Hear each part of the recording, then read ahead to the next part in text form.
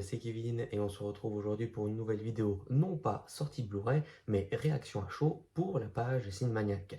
Et aujourd'hui, je vais revenir sur le dernier né de l'écurie Marvel, à savoir Thunderbolts, sorti le 30 avril, donc mercredi de cette semaine, réalisé par Jacques Scherer, avec dans les rôles principaux Florence Pugh et Sebastian Stan, mais aussi David Harbour, Wyatt Russell, mais encore Lewis Pullman.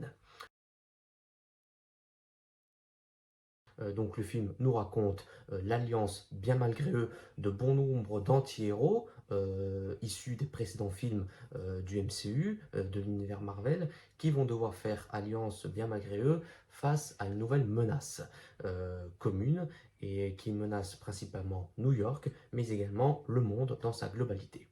Voilà, pour schématiser au maximum l'histoire, pour ne dévoiler aucun effet de surprise. Donc, que pouvons-nous dire sur ce dernier film Marvel?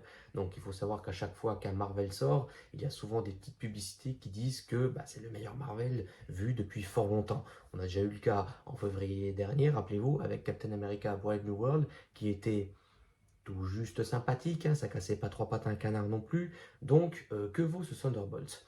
Eh bien, ce fut une très belle surprise pour ma part. Bon, au début, je dois vous l'avouer, le début fait un peu peur. Le premier quart d'heure, donc on retrouve les habituels tares de Marvel, à savoir un humour qui plombe tout effet dramatique, et qui annihile immédiatement tout effet dramatique. Donc on se dit, c'est reparti pour un nouveau film standardisé, voire robotique du MCU. Or, je trouve que le réalisateur Jacques Scherer y inculque sa propre personnalité, une propre identité au film, car c'est un film qui, avant tout, est étonnamment très mature, surtout dans sa dernière partie, où on n'hésite pas à évoquer les souffrances de la dépression, où on évoque également des problèmes de maladie mentale, un film qui fait preuve de maturité, et ça fait ça fait du bien, surtout dans le MCU.